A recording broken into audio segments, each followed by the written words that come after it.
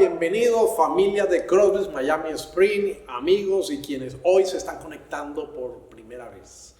Qué bueno que estamos desarrollando lo que hemos llamado fiestas en casa. Ya hemos tenido, hoy este domingo hemos tenido nuestra segunda celebración de compañerismo de fiestas en casa, así que te estoy animando a que no dejes de participar. Tú que tienes la posibilidad de hacerlo de manera presencial con nosotros, entonces utiliza por favor la aplicación para que te inscribas, porque este próximo sábado entonces tendremos nuestra tercera fiesta en casa. Es una linda oportunidad para generar compañerismo, comunidad, para invitar a otros, para establecer relaciones y también para poder presentar el mensaje del Evangelio. Así que no dejes de hacerlo. Baja la aplicación si no la tienes en tu celular y participa con nosotros. Esta tercera fiesta entonces es compartiendo comida típica de nuestros respectivos países. Con respecto al estudio que estamos haciendo en la carta a los romanos, estaremos hoy llegando al capítulo número 7, donde ya la carta a los romanos nos ha presentado la necesidad de la justificación y cómo esta es posible solo en Cristo y cómo Dios lo ha llevado a cabo uniéndonos de una manera indivisible. Pero en Romanos capítulo 7 vamos a entrar a una nueva faceta que le hemos llamado la guerra interior, la guerra que tenemos los creyentes acerca de cómo vivir esta nueva vida que Dios nos ha dado, cómo enfrentar el desafío del pecado. Así que acompáñame, oremos un instante para que Dios prepare nuestros corazones. Padre amado, gracias por esta mañana, por este momento, donde nuevamente tú nos das el regalo de poder meditar en tu palabra.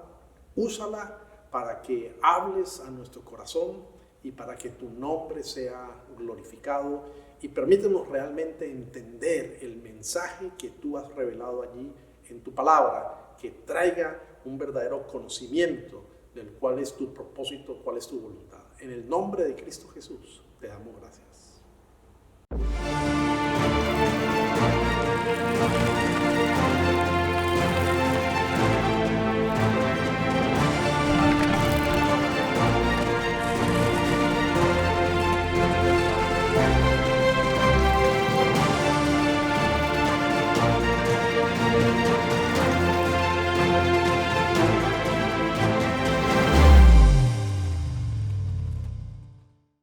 La semana pasada usé una ilustración del pastor Tim Keller, donde hablaba acerca de un país ocupado por un poder político y militar malvado, que oprimía a sus ciudadanos y les quitaba todas sus libertades.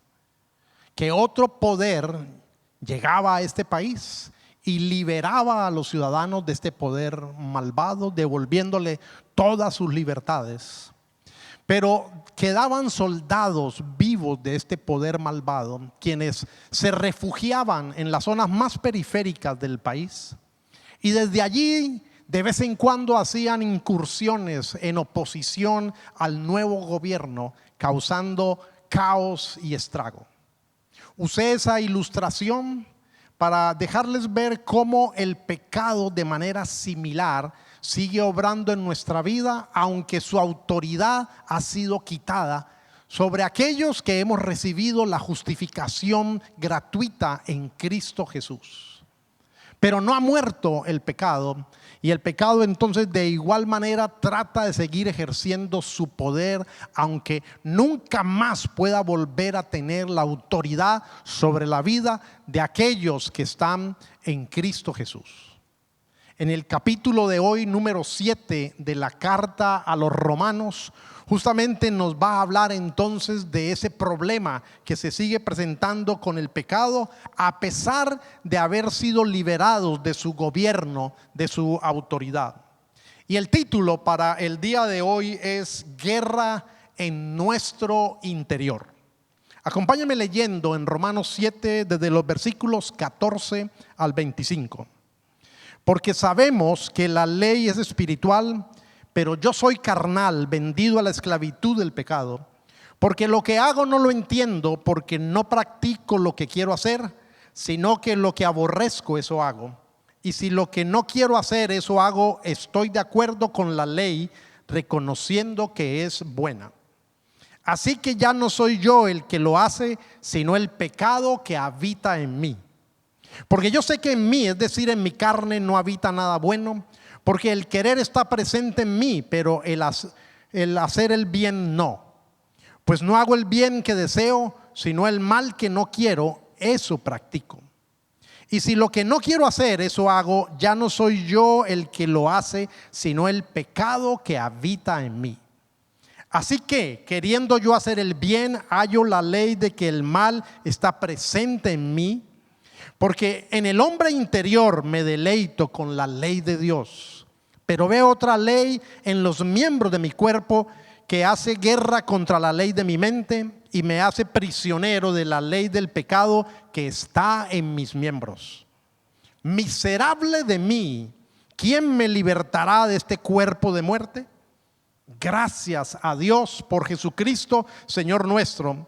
Así que yo mismo, por un lado, con la mente sirvo a la ley de Dios, pero por el otro, con la carne a la ley del pecado.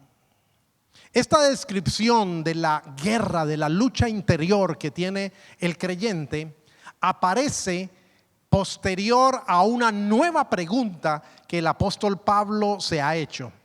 Posiblemente usted ha notado que en esta carta Pablo se hace muchas preguntas y cada una de sus respuestas generan una nueva sección, una nueva porción en la Escritura.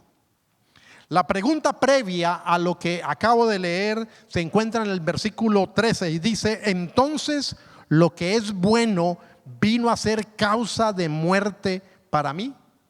Y por bueno Pablo se está refiriendo es a la ley de Dios. Así que la pregunta sería: entonces la ley de Dios vino a ser causa de muerte para mí.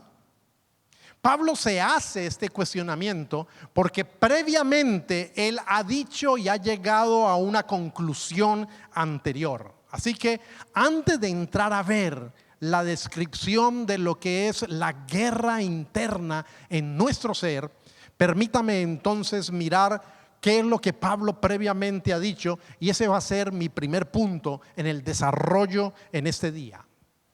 ¿Qué concepto tenía Pablo de la ley de Dios? En el verso 12, él ha dicho que la ley es santa, que sus mandamientos son santos, justos y buenos. Y en el verso 14 agrega que la ley es espiritual. Eso quiere decir que proviene, su origen es de parte de Dios. Y por lo tanto no hay nada de malo en ella, porque ella muestra el carácter santo y bueno de Dios. No hay nada de malo en la ley, pero lo que nosotros necesitamos entender entonces, cuál es su verdadero propósito. ¿Para qué fue ella dada? En primer lugar, la ley nos define con claridad cuál es el concepto de lo que es pecado. No sabríamos lo que es pecado si la ley no lo definiera, no dijera qué es lo que es pecado.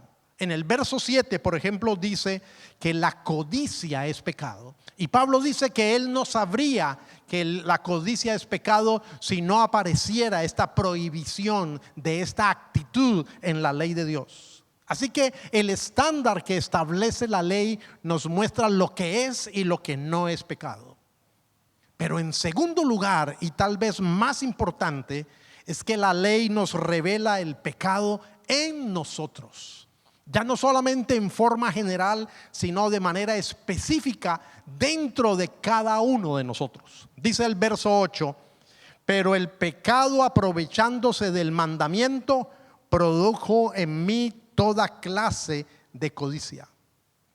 La verdad es que cuando estamos expuestos al mandamiento de Dios, cuando el mandamiento de Dios nos dice lo que tenemos que hacer o no hacer, es allí cuando el pecado se aviva en medio de nosotros.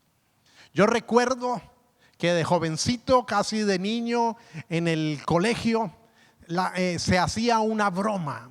De pronto circulaba un escrito, una nota que decía: en el techo hay un papel pegado con un chicle, con una goma de mascar. Pasa la nota, pero no mires al techo. Y uno sabía que era una broma, que era un juego, y se pasaba, pero inmediatamente, como ahí decía, no mires, se generaba el deseo, la tentación de mirar, aunque uno sabía que era una broma. También recuerdo en la época en que en los lugares públicos todavía se dejaba fumar, como en una sala de cine, me llamaba siempre la atención que nomás se apagaba la luz y aparecía la primera imagen que decía prohibido fumar. Inmediatamente decenas de cigarrillos eran encendidos, como si les hubieran dicho a las personas: fumen ahora. No hay nada más grande que el deseo de querer hacer algo que está prohibido. De esa manera el pecado se aprovecha de la ley de Dios y se incrementa entonces en nosotros. El verdadero propósito de la ley es mostrarnos el pecado, es convencernos de la necesidad que tenemos de ser salvos por gracia, mostrándonos nuestra incapacidad, lo imposible que es para nosotros poder obedecer la ley de Dios, y entonces que eso nos lleve a clamar por misericordia, por gracia. El propósito es para que podamos mirar a Cristo Jesús. No podemos ser salvos por tratar de seguir la ley de Dios en nuestro propio esfuerzo, porque la misma Biblia nos dice que a la verdad no queremos hacerlo, ni tampoco podemos hacerlo. Queremos ser autónomos, queremos estar a cargo de nuestra propia vida, de nuestro mundo. Queremos resistir la soberanía de Dios. No queremos someternos a Él y queremos jugar, por lo menos nosotros consigo mismos, ser nuestros propios dioses. Así que la respuesta del apóstol Pablo a la pregunta si la ley que es buena vino a ser causa de muerte para el ser humano, su respuesta es contundente, es un contundente no, de ninguna manera. Dice el verso 13, de ninguna manera. Más bien fue el pecado lo que, valiéndose de lo bueno, me produjo la muerte. Ocurrió así para que el pecado se manifestara claramente, o sea, para que mediante el mandamiento se demostrara lo extremadamente malo que es el pecado. Si somos honestos, cuando nos miramos en la ley de Dios, vamos a descubrir que somos más pecadores de lo que habíamos pensado, que somos más pecadores de lo que creíamos. La culpable no es la ley, sino el pecado que está en nosotros, que mora en nosotros. En segundo lugar, en mi desarrollo, quisiera que nos preguntáramos entonces qué concepto tenía Pablo de la batalla interior que libra el creyente. Su respuesta es muy clara en los versículos 14 y 15. Porque sabemos que la ley es espiritual, pero yo soy carnal.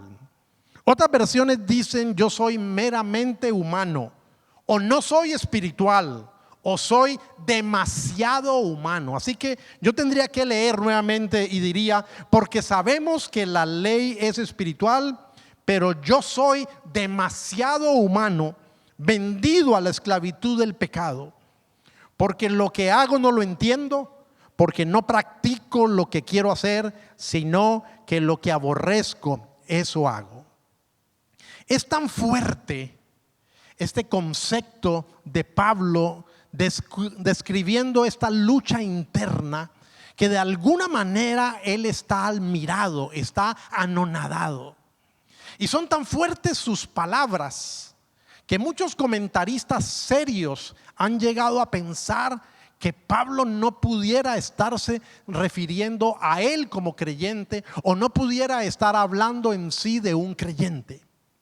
Porque parecería que estuviera entrando en contradicción cuando dice vendido a la esclavitud del pecado, cuando anteriormente en el capítulo 6 dijo que hemos muerto al pecado y que nuestro viejo hombre fue crucificado. Pero déjeme darle una palabra realmente de aclaración. Otros comentaristas, tratando de explicar esta dificultad, dicen posiblemente no se está refiriendo a ningún creyente, sino que está hablando de los judíos conocedores de la Torá, conocedores de la ley de Dios, que creían tener en la ley un camino de salvación, un camino de aceptación delante de Dios, pero que no habían entendido que la justificación es un regalo de Dios, es por gracia solo en Cristo, mediante la fe sola. Lo cierto es que el lenguaje con que Pablo describe esta lucha interior es intenso, es bastante duro, y eso hace entonces que muchos comentaristas tengan dificultad para entender que sí se está refiriendo a la lucha de un creyente, de alguien que ya ha sido justificado, alguien que ya ha sido identificado en Cristo Jesús. Por lo tanto, lo que hay que descubrir es que en este capítulo 7 hay dos porciones distintas de versículos que ambas nos dicen que el cumplimiento de la ley por el ser humano es imposible. Déjeme ilustrarlo, explicarlo de la siguiente manera. La primera porción a la cual me refiero está en los versículos 7 al 13. Todos los verbos en esa porción de la escritura aparecen en pasado. Obviamente entonces Pablo está hablando de su pasado, o está hablando del pasado de un creyente cuando aún no estaba en Cristo, cuando el pecado lo había matado, cuando estaba espiritualmente muerto. Pero la otra porción que hallamos en este mismo capítulo es la que yo acabo de leer, desde el 14 al 25. Y es muy distinto porque todos los verbos están en presente. Así que una lectura natural nos dice que Pablo está hablando de él en la actualidad, está hablando del momento presente ya como creyente. Así que sí está describiendo la lucha, la guerra interna que el creyente tiene con el pecado, que aunque ha muerto a su autoridad, no está bajo su gobierno, de todas maneras quedan soldados. El pecado todavía tiene poder y puede seguir haciendo incursiones y generar daño y caos en nuestra vida. Yo quisiera preguntarte lo siguiente. Sabemos a la luz de la Escritura que la Biblia declara que en Cristo hemos muerto al pecado y que nuestro viejo hombre ha sido crucificado. Pero ¿acaso en nuestra experiencia no has sentido, no te ha pasado que tú lees eso y dices, yo sé que es verdad porque está en la palabra de Dios, pero pareciera que en mi experiencia no lo fuera? ¿No te has sentido así? Honestamente, todo cristiano ha pasado por esa experiencia, donde tenemos dificultad de poder medir, de poder experimentar lo que la Biblia nos está diciendo. Por eso, de manera personal, yo no creo en ese tipo de cristianismo que siempre anda proclamando victoria, bendición y felicidad. Ese tipo de cristianismo que dice que como somos hijos de Dios, entonces todo anda sobre ruedas, todo está bajo control todo el tiempo. Porque a la verdad nadie logra avanzar en esta vida, nadie logra crecer tanto en su experiencia de comunión con Dios en la vida cristiana a tal punto que ya no tenga que volver a lidiar con el pecado en su vida.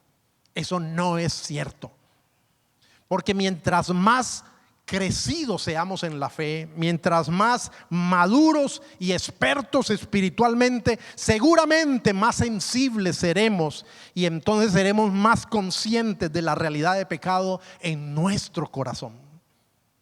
Si te estás percibiendo por encima del pecado, si te estás percibiendo como inmune al pecado, querido amigo, quiero decirte que te estás engañando. porque esa no es la enseñanza de la Biblia. Por eso no creo en ese cristianismo que siempre anda declarando estar en las cumbres del éxito. ¿Cómo es posible si la realidad que nos está enseñando la palabra de Dios es que tenemos que pelear, tenemos que batallar contra ese centro de maldad, ese centro de pecado que todavía ha quedado en el interior de nuestro ser? Querido amigo, el dolor y el desastre que todavía el pecado puede ocasionar en la vida de aquellos que ya hemos sido redimidos por la sangre de Cristo no es un asunto liviano, no es un asunto superficial, es un asunto realmente serio al cual con seriedad y basados en la Escritura debemos enfrentar. La verdad es que sin Cristo nosotros nos encontrábamos ante la ley de Dios imposibilitados, así que estábamos peleando una guerra que no podíamos ganar, porque el no creyente está totalmente bajo el gobierno, bajo la autoridad y el dominio del pecado. El no creyente, Pablo nos ha dicho que está representado en Adán y que por lo tanto no puede obedecer las demandas de la ley. Pero ahora en Cristo Jesús, aunque seguimos peleando una guerra, la realidad es que esta es una guerra que no podemos de ninguna manera perder, porque Cristo ha vencido. Aunque en nuestra experiencia nosotros vamos a tener dolor y sufrimiento, vamos a perder batallas, pero definitivamente no perderemos la guerra.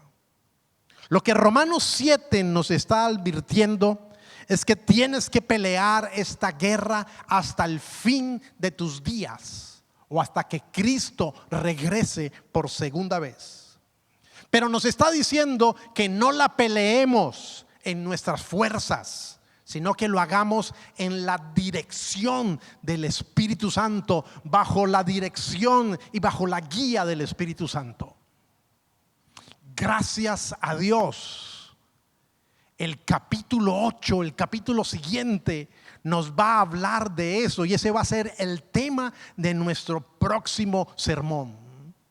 Como alguien dijo coloquialmente, jovialmente, dijo: gracias a Dios, el 8 viene después del 7. Y esta es una realidad que podemos ver aquí en la carta a los romanos. Si no fuera así, si realmente nosotros ya hubiéramos podido resolver completamente el problema de la seducción y del poder del pecado en nuestra vida, entonces no tendría sentido que Pablo en el capítulo anterior nos hubiera dicho: considérense muertos al pecado y vivos para Dios. Si él nos dijo que nos consideráramos, es porque aún tenemos que batallar, aún tenemos que pelear, aún tenemos que considerar entonces que ahora estamos identificados con Cristo Jesús.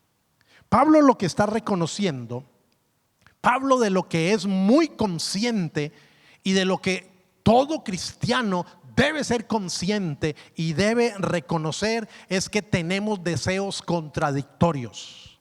Como si estuviéramos internamente divididos, como si estuviéramos moralmente divididos.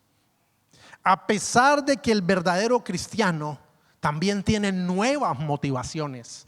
Al haber nacido de nuevo, al estar unido a Cristo, Dios ha generado nuevas motivaciones. Y el verdadero cristiano honestamente ama la ley de Dios, ama su santidad, pero todavía tiene un poderoso centro de pecado dentro de su vida, del cual no puede descuidarse.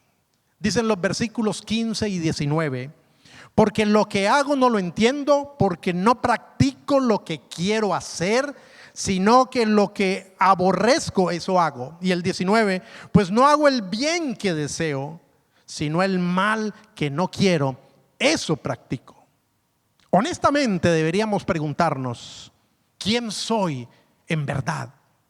¿Cuál es mi verdadero yo? Y gracias a Dios, para el creyente, esta pregunta tiene respuesta, aunque el conflicto no está resuelto. Un verdadero creyente ha experimentado una transformación interior. Y esto es de lo más grandioso que encontramos en el Evangelio. El cambio viene de adentro hacia afuera. Hemos sido transformados en nuestra identidad.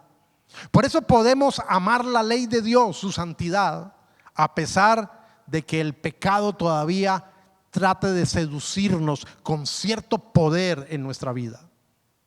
Pero hay una declaración extraordinaria aquí en Romanos 7, versículos 22 y 23.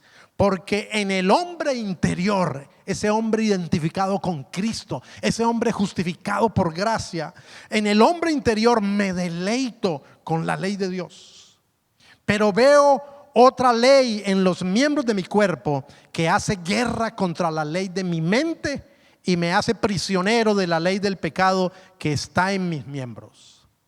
Ahora, una aclaración. Pablo no está diciendo aquí que el alma es buena y que el cuerpo es malo, como lo enseñaban desde esa época los gnósticos o como lo enseñaba Platón. No. Lo que Pablo está diciendo es que el pecado usa lo que tú eres. Usa tus ojos, tu boca, tus manos, tus sentimientos, tus actitudes, tus pies. El pecado se expresa a través de ti y se expresa a través de mí.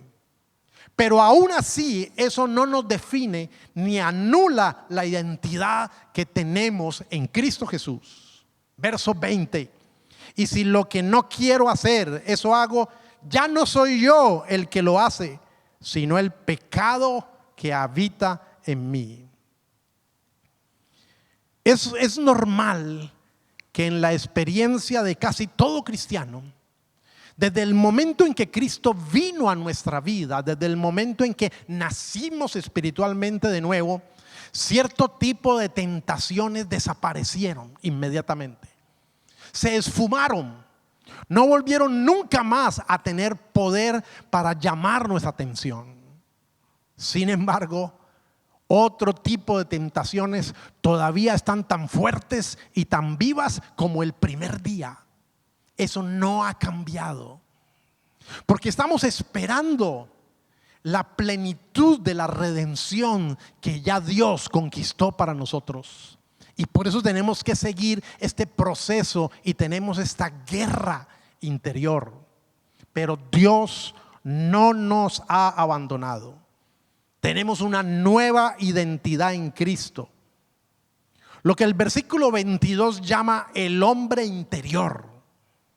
Pero obviamente también hay un remanente de pecado en nosotros que se aviva cada vez que lo ponemos enfrente del mandamiento de Dios.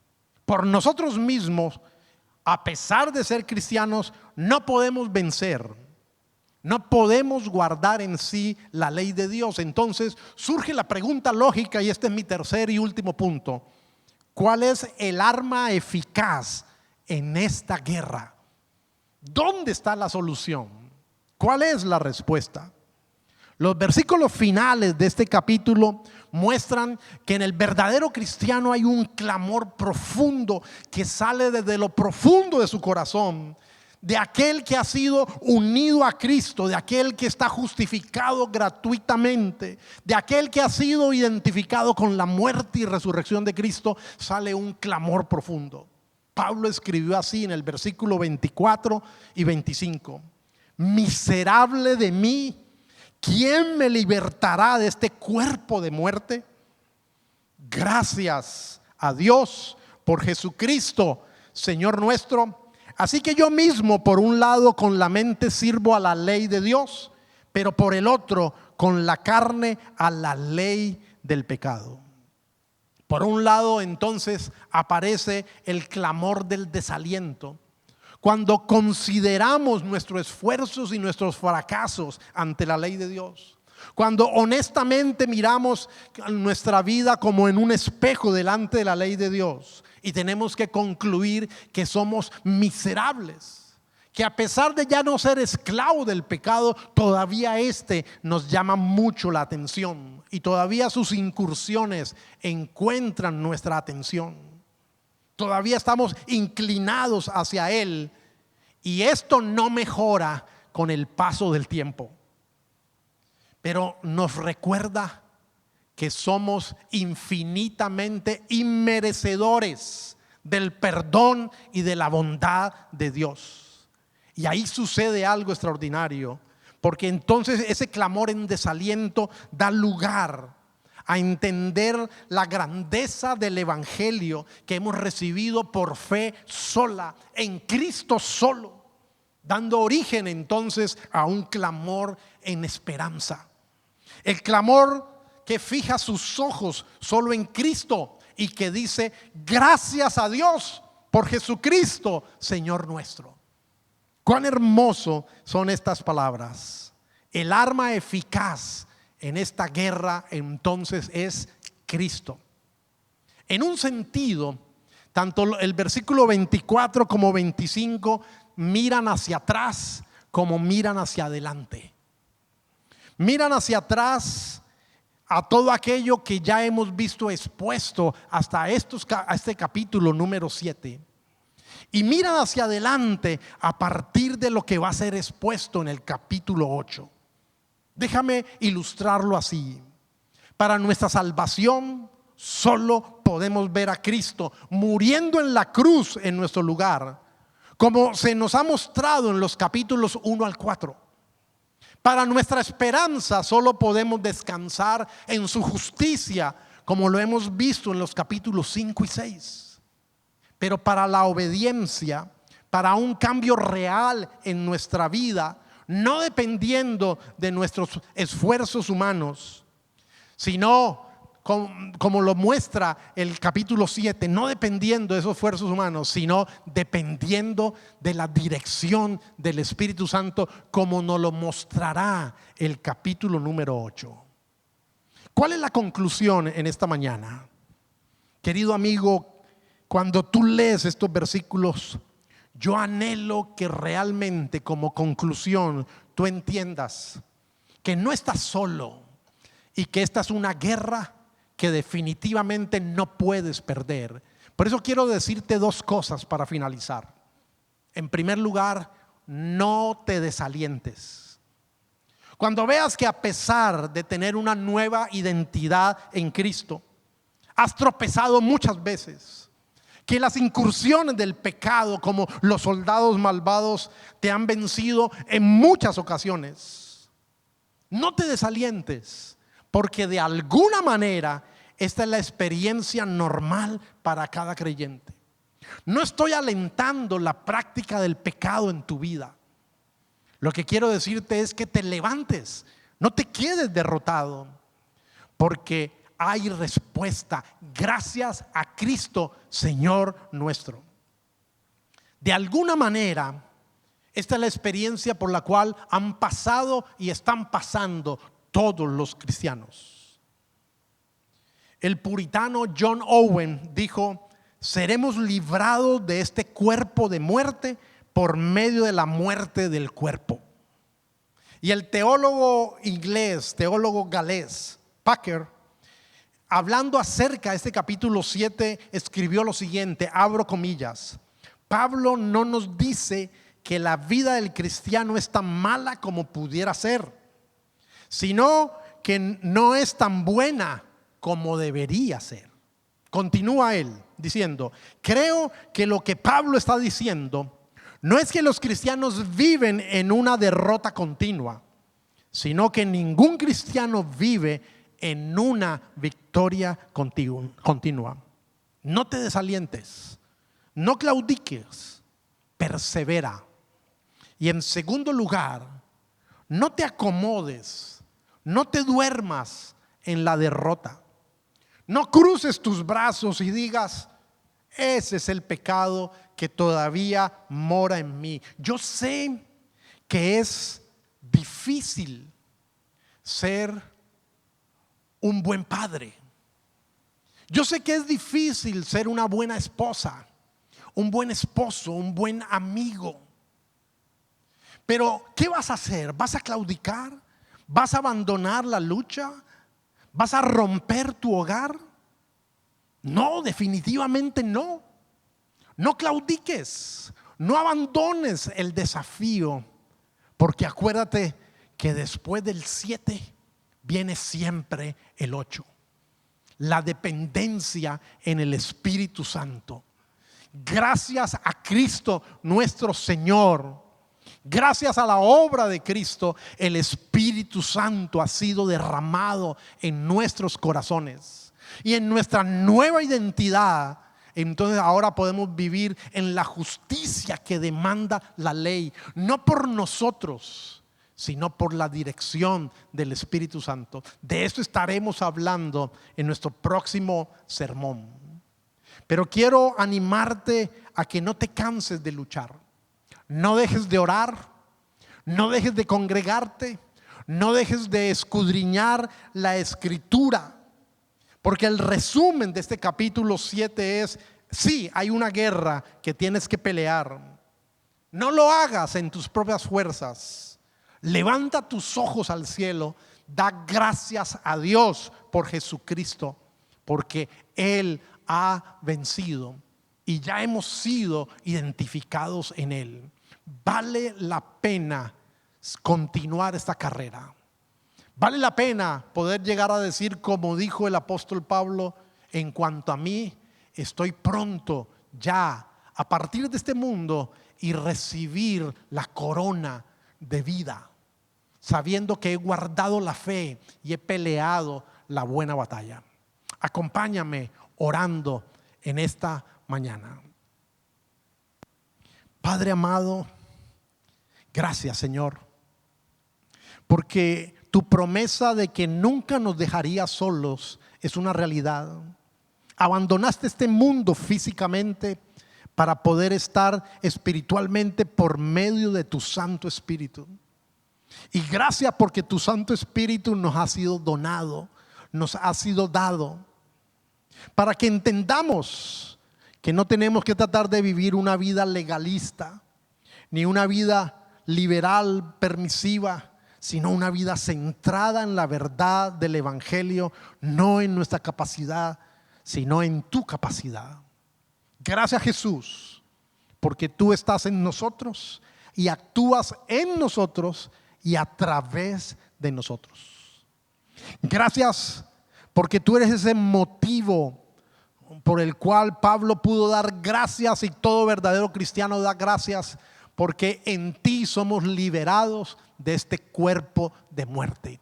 Ya no estamos obligados a vivir una vida en derrota, porque nuestra identidad es nueva. Con razón tu palabra dice que miremos las cosas de arriba, las de los cielos, de donde tú vendrás por segunda vez. Bendito Dios, oro para que fortalezcas, consueles, dirijas, capacites a cada uno de tus hijos, de tus hijas, sobre todo aquellos que en este momento de pronto estén pasando por momentos difíciles y estén desanimados. Levántales, Señor. Llénales de paz, de fortaleza, de tal manera que entiendan que en ti está la respuesta, dependiendo del Espíritu Santo. Y atrae a aquellos que aún no te conocen.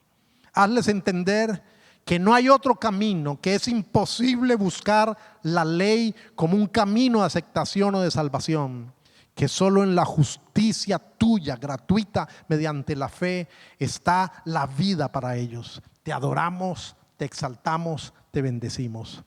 En Cristo Jesús. Amén. Que la presencia de Dios te guíe y te acompañe el resto de esta semana.